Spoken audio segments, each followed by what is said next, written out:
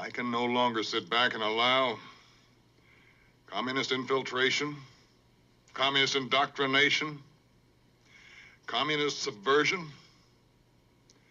and the international communist conspiracy to sap and impurify all of our precious bodily fluids.